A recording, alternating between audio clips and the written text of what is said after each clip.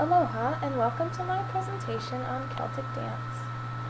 I'm going to start by talking about the origins of Celtic dance. As I'm sure you know, Europe has a vast history of invasions, and these invasions actually assisted the spread of music and dance throughout Europe. Every time there was an invasion, there would be a migration of people, and that resulted in a cultural exchange. And so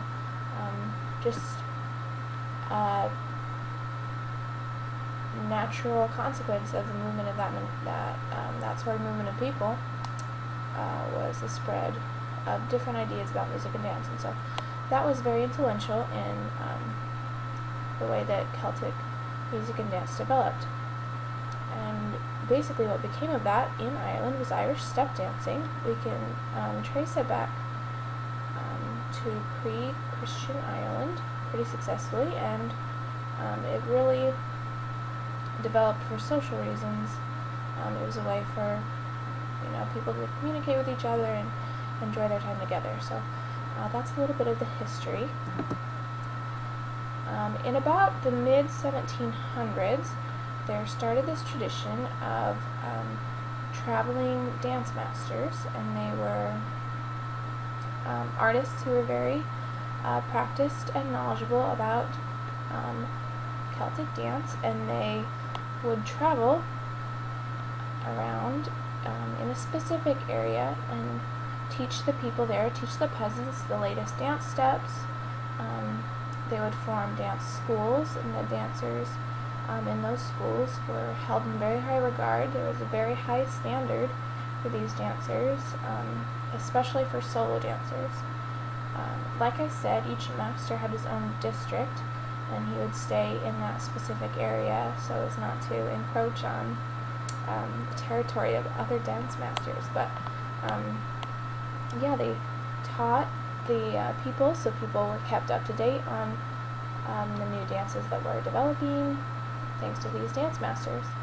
And one result of these dance masters was the spread of four main types of Irish dance. Those four types are the jig, the reel, the hornpipe, and set dances. First, I'm going to talk about jig.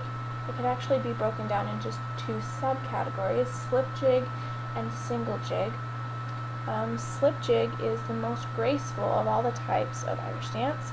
It's a lot of hopping and skipping, and only the women do this dance. And jig dances are traditionally in 6/8 time. Reel is next. These dances are in 4/4 time. Both men and women dance these. The men wear hard shoes, which we'll talk more about later, and the women wear soft shoes. And the accent is on the first beat of the measure in the reel dance. Third is the hornpipe. It's also 4/4 time, and it's similar to the reel. It's a kind of like a slower reel. It was originally only danced by men, but today is danced by both men and women. And it's different from the reel in the sense that the accent is on both the first and the third beat, rather than just the first, as we saw in the reel. And then the last type is the set dance, which is a dance that is performed by a solo dancer, and each dance has a specific tune or a set tune that always accompanies it. Some of the tunes are very, very old. Some go back up 250 years. We have records of them, and they have pretty much stayed constant throughout that time. So set dances are called set dances because each dance has a specific tune that accompanies it. And one specific kind of set dance is called the céilí, which is it's similar to the set dances. It's not exactly the same in the sense that set dances are only performed by one solo dancer, and céilí dances are performed by a group. but it's a similar type of dance. They date back pretty far. We have records of them back to pre-famine Ireland. The famine we're talking about here started in 1741, so that's a pretty significant chunk of time. And back, the records that we have from this period talks about dancing at the crossroads. People would meet out at the crossroads between villages, and they'd have someone on a fiddle who'd play music, and the people would dance. So that's the origin of the Gaelic dance. Today, it's a more informal type of dance, and it's just people get together and dance in the evenings. They call it this. So it's similar to the set dance. It's different in the sense that it's a group of people rather than just a solo dancer. And then one more thing I wanted to talk about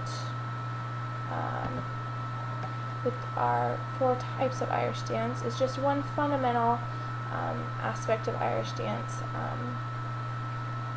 is that most of the dancing is actually footwork.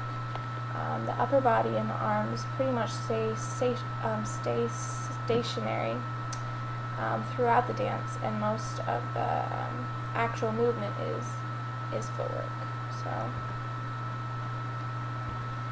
now we'll talk about dance shoes. Like I mentioned earlier, there are soft shoes and there are hard shoes. Here on the left, we have a picture of the soft shoes. These are the kind of shoes that would be worn by the women dancing the reel. They're more like a ballet slipper than the hard shoes.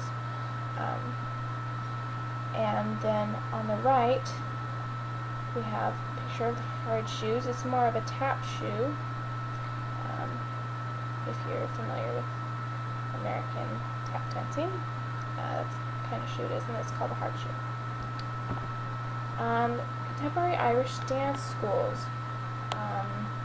There are 2 dance groups, Riverdance and the Lord of the Dance, and their popularity worldwide has kind of spurred the interest of young people everywhere to get involved with Irish dancing. So Irish dance schools everywhere are just full of kids who are hoping to learn these dances that are famous throughout the world. So the dance schools are very popular, and then also there are competitions held today. There are different divisions for adults and for teens and for children who like to do these types of Irish dance. So let's talk more about Riverdance. Riverdance is a dance group that first gained popularity during a contest in 1994 called the Eurovision Song Contest. They weren't actually contestants in the competition, but they were just a group that performed at a break during a competition. And they had performed before this, but this was the first time that they really gained a lot of recognition and gained a lot of popularity for what they were doing. Their 2 lead dancers at the time were Michael Flatley and Jean Butler. And I have a clip for you. It has Michael Flatley and Jean Butler, and this clip, it's a little bit long, but I liked it. It combines elements from a lot of the 4 different types of dance that we talked about. And then I also liked, we talked earlier about the 2 different kinds of shoes, and I liked that in this piece, or in this performance, when Miss Butler first comes out, she's wearing the soft shoes, and she does a portion of the performance wearing those, and then she goes off stage and changes her shoes and comes out and participates in the remainder of the performance with her hard shoes that are more like tap shoes. So we'll watch this.